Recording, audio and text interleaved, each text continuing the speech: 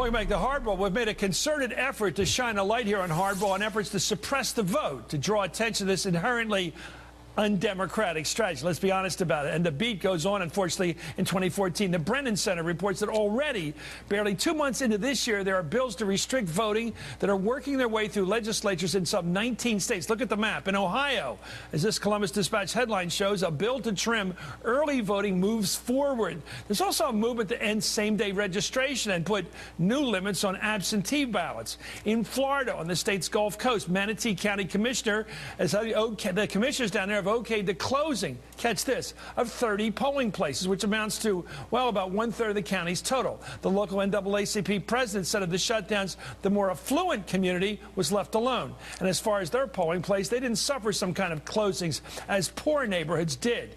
What's no coincidence, the right to vote is under assault in two of the most important swing states in the country, especially in presidential elections. Remember Tim Russert? Ohio, Ohio, Ohio, Florida, Florida, Florida. Well, Democratic Assemblywoman, State Representative Kathleen Clyde is in the Ohio State Assembly, and Dale Ho is director of the ACLU's Voting Rights Project. I want to start with an elected official. Representative Clyde, tell me about what's going on in Ohio with this effort to make it harder, to be blunt, minorities, older people who are Democrats in many cases to vote. Your thoughts? Well, the Republicans have introduced bill after bill to try to attack the right to vote in Ohio. These two recent bills were attacking early voting, making cuts to early voting, cutting down on the amount of days available to vote early, and then also cuts to mail-in voting, making it harder to send applications to voters to get their absentee ballot, and then coming up with a whole new set of hurdles to getting that ballot counted. So it's been a relentless attack. Do they have a bridge survey they're doing, or what's their excuse? Just kidding. What is their excuse for cutting down the rights of the ease with which people can vote? They really don't offer good policy reasons for doing any of these attacks on the right to vote. And whenever they do, they're easily shot down as being false reasons. And at this point, they're coming right out and saying that they don't want certain people to vote. One of the leaders in the Republican Party in the House said that we don't want to cater to these voters who take the bus after church on Sunday to vote. So they're just coming right out and saying they don't want certain people voting in Ohio.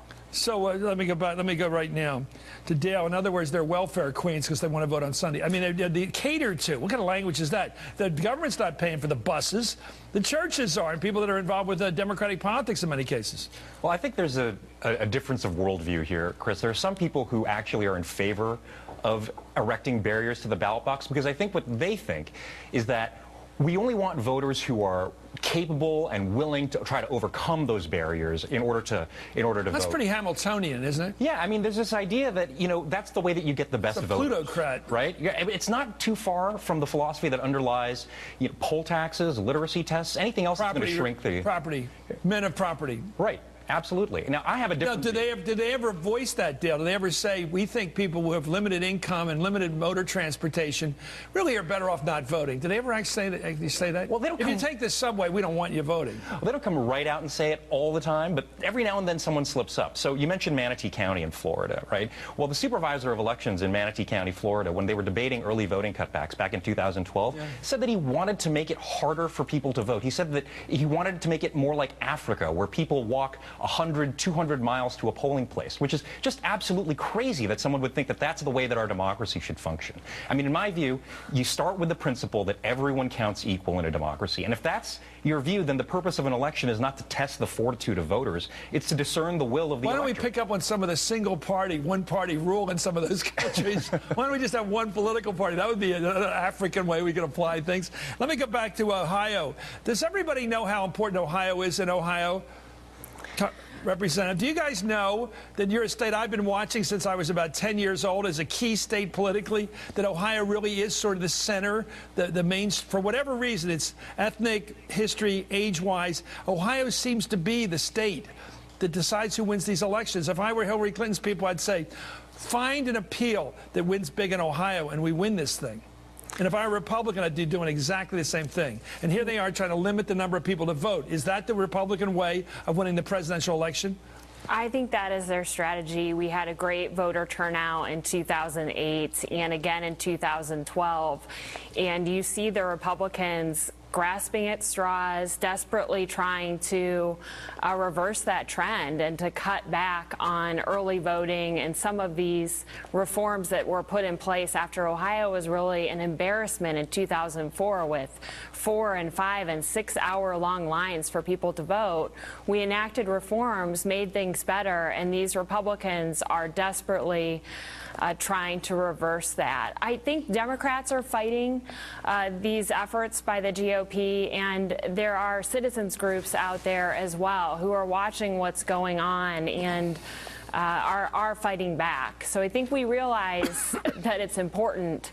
It's just with the gerrymandered you're an expert, you're an attorney as well as an elected. Let me ask you a tough question.